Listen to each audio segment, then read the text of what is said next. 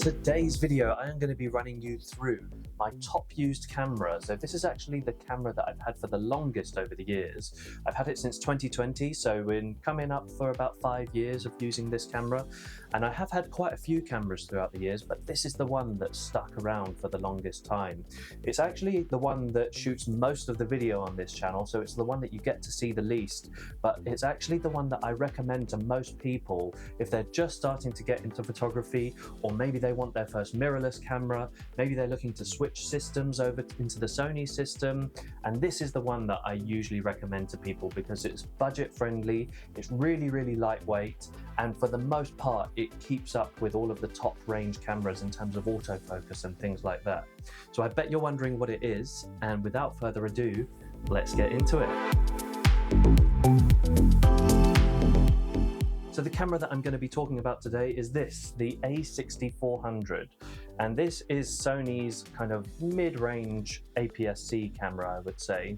So still to this day, the specs really hold up. And like I said, I still find it really good to use. It's very user-friendly. Everything's exactly where you want it. Everything works as it should. You know, there's no surprises and no drawbacks really. I will be going through a couple of negatives at the end, and they are quite small negatives. For you, they might not matter that much, but for me, they just go in there as a little bit of a negative point. But before that, I'm going to run you through the main things that I think make this a really worthwhile camera if you're just looking at getting into photography and you want to start in 2025. So for me, one of the biggest selling points for this camera is just how small and lightweight it is. So my main camera, which is shooting right now, is the Sony A6700. And in terms of specs and sort of being a more modern camera, it is that. But it also comes along with being slightly bigger, slightly heavier, and I do have to use a camera cage on it to get full functionality, whereas this camera I can use with an L bracket. As I've said on the channel before, I love, as a landscape photographer, switching between portrait and landscape orientation very quickly. So using an L bracket is the best way to do that for me. And with this camera, I'm able to do it. With my A6700, unfortunately, I'm not able to use an L bracket and still be able to use the flippy screen. But on this camera, the flippy screen isn't affected by the L bracket. So that means it's still able to be nice and compact and user-friendly, and I love using it for that reason. So I love bringing it with me on hikes. Even if I want to take my A6700 for the main bulk of the photography I'm doing, I might just take this as well as a little backup camera. So I might have a wide angle lens on one, a zoom lens on the other, and then I can kind of just switch cameras rather than switching lenses and everything and potentially missing the shot. It means that I get the shot every time. So yeah, small and lightweight. You know I love that on this channel. So yeah, this camera comes highly recommended in terms of being a nice, small, compact camera. The autofocus of this lens is also a really good selling point. So, I mean, when this camera came out, I think it was 2019 that this came out, and it was really one of the best autofocusing cameras on the market at the time. Since then, there have been other cameras that have come in, and, you know, even like this camera that's recording now, it's got AI autofocus and things like that, which they do work, but you know, really you can't go wrong with this. For the most part, any time that you see this camera recording on this channel and it misses autofocus, really it's user error. So it's my mistake. I've put the focus point somewhere where it shouldn't be. So really and truly, it never misses focus, or very rarely. And even like shooting, you know, maybe like some wildlife or something like that, and you're perhaps shooting through like some leaves or some foliage, that's always a tricky situation when you're using autofocus. So quite often the camera doesn't know what to focus on, and it ends up focusing on those leaves rather than your subject. But with this camera, that happens very rarely, and most of the time it gets it right. So the autofocus is really reliable. And really and truly, if you're just getting into photography, you do want a camera that focuses well. So that's why that is a really good point for this camera.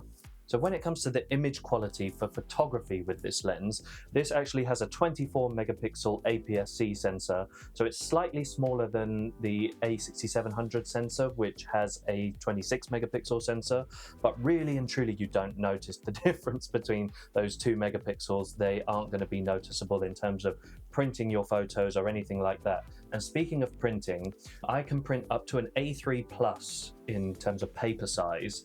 And this camera absolutely has no problem printing A3 plus. You know, the photos look absolutely lovely.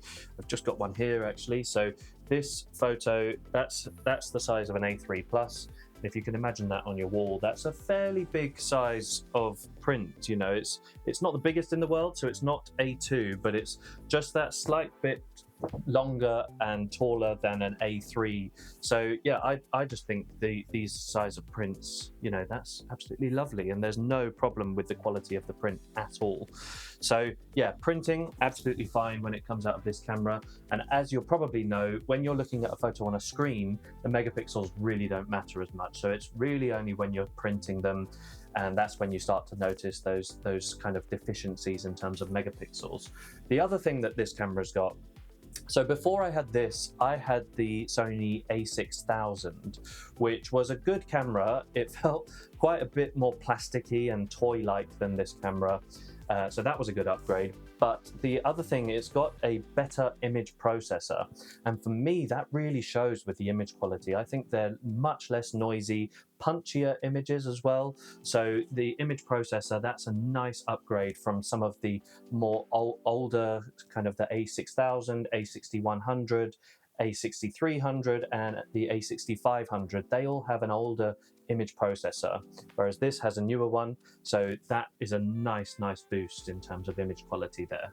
In terms of video quality, this can shoot 4K in 24 or 30 frames a second and 1080p, so full HD in the kind of like slow motion frame rate, 60 frames a second and 120 frames a second, and they look really good. So if you're just shooting for YouTube or online stuff, you really don't need 4K for the most part. But what it allows me to do when I'm shooting in 4K is it just gives you that flexibility, so you can punch into your frame, you can zoom in and things like that, which is something that I use all the time for my shooting style. So that's a really good feature. And the other thing is that it's got all of the picture profiles. So if you want to, you know, maybe you've been doing video for a while and you want to kind of look at color grading, you can use picture profiles with this camera, and it's got all of the usual Sony ones, the S-Log3, S-Log2, all of those kind of ones. They're not something that I use that very regularly, but they're nice to have in there. And if you are looking to start getting into your color grading, you will need something that shoots in those log profiles. So this camera can do it. So if you're thinking that that might be something that you're into further down the line, then you can kind of grow into this camera. So you know, it might not be something that you use straight away, but eventually that'll come in really handy. Another really good feature with this camera, and all Sony cameras really, is just the customization really. So there are a lot of different buttons that you've got all on there. You've got the recording button, you've got buttons on the top there as well. And all of those can be customized, believe it or not. So if you like a particular way of shooting, then you can customize it to the way that you want. So, you know, for example, there's just a C1 there. You can customize that to what you want, but I have that set to changing the ISO of the camera, which I find really useful. Or what else have we got? C2. C2, I've actually, it's a bin icon, and I've actually used that as my wife's setting. So everything's on auto. Everything like the autofocus, the focus will be right in the center of the frame. The metering modes and everything like that is all on auto. And anytime my wife wants to pick up the camera, she knows that all she has to do is press that bin button and everything's going to be in a nice beginner easy mode for her. So yeah, little things like that. It's just nice to be able to customize it to the way that you want it. And like I said, that isn't just for this camera. It's pretty much with all of Sony's cameras. But yeah, that is a really good selling point for me, because I have used other cameras in the past and they are a bit clunky and, you know, they're not quite the way that you want them to be. But that's the good thing with this, is you can change everything. You can make it the way that you want it to be. The last good plus point that I'm going to mention is the price. So if you're just getting into photography, I would not recommend you to buy the a6700. You might get to a couple of months down the line and you might think, oh God, I spent all this money on this camera gear and I don't think that I'm going to be into this in the long term. So if you were to just buy this camera, this is going to be about half the price. So this is £650 currently if you were to buy it new. that's a really, really good price for a starting camera. And like I said, all of those features that I've mentioned, those are pretty pro features. So you're getting a very, very full featured camera for only £650. You really can't go wrong with that. And I just think that's going to be a much nicer investment. You know, you're not going to kind of be shelling out loads of money. Don't get me wrong, £650 is still a fair chunk of money, but you're not shelling out twice that on a camera that only has a few upgraded features than this. And speaking of the features that make the a6700 better than the a6400, I am going to be talking through a couple of negatives now. Like I said, they're not going to be the worst negatives in the world, and for some people they might not matter that much. And like I said, this still comes highly recommended, even though I am going to mention some negatives. So the first negative is battery life. And if you are going to be switching between doing video and photo, then the battery on this is not that great. You know, it's not the worst in the world. I have used cameras in the past which are much worse than this, but yeah, it's got the older Sony type battery. So the newer Z battery, that's probably about twice the size and twice the capacity and lasts twice as long as these do. Don't get me wrong, these aren't the worst in the world. And if you are just getting into photography and you're going to be kind of just shooting a few landscape images and things like that, and you're out on your walk with your family and that sort of thing, then for photography, this will last you all day probably. It doesn't hurt to get a few extras. It's always nice to have a backup. So I've got a couple, I think I've got like 4 extra batteries for this just in case. And they're really, really cheap as well, because this battery style has been out for many, many years. I think it's probably about 10 years now.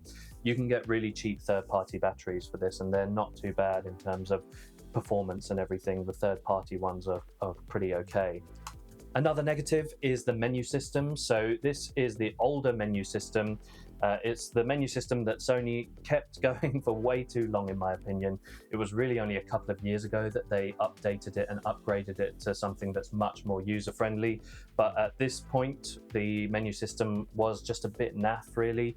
It was quite clunky and outdated, and it took quite a while to sort of find where you wanted things within the menu system. So if you were looking for like quite a specific setting, if you didn't know where it was, you could be sitting there scrolling through for, I don't know, 10, 15 minutes trying to find it.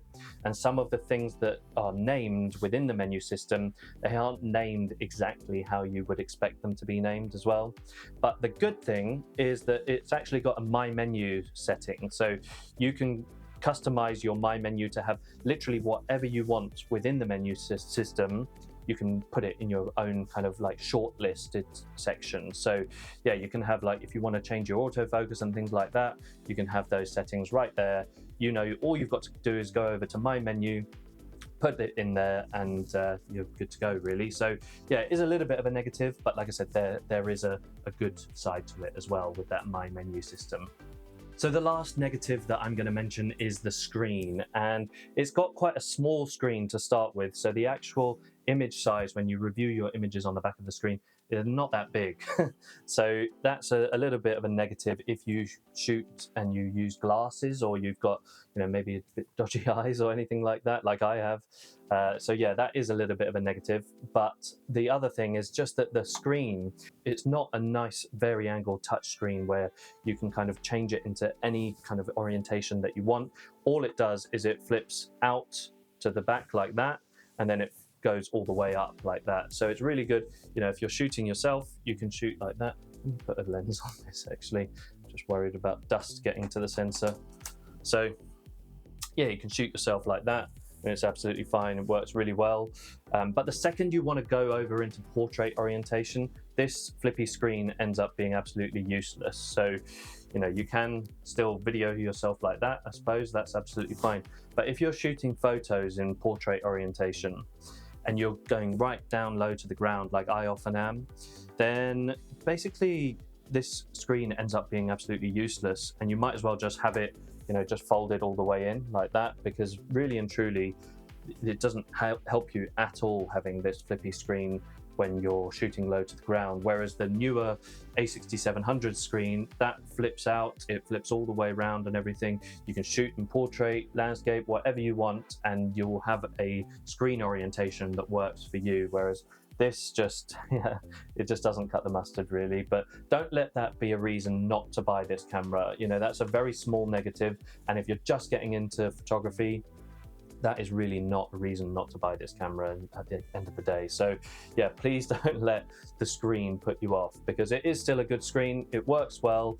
You know, I've had it for 5 years and, you know, it's still working absolutely fine. You know, flipped it out a million times and it's still working perfectly. So yeah, please don't let the screen be a reason not to buy this camera. But for me, like I said, that is just a very slight negative. So that's it. That's my very brief rundown of the A6400. Like I said at the beginning, this is the camera that I recommend to most people if they're just getting into photography or they want to switch over to Sony from Canon or Fujifilm or whatever. This is the camera that I would recommend people to go for, because it is the one that I am still using after all these years. It's still the one I reach for. It's still the one that shoots most of the video on this channel, and it's still really, really good in 2025, even though it is 5 years old now, or 6 years old, I can't remember, but it is still a perfect camera for most people, especially if you're just getting into your photography.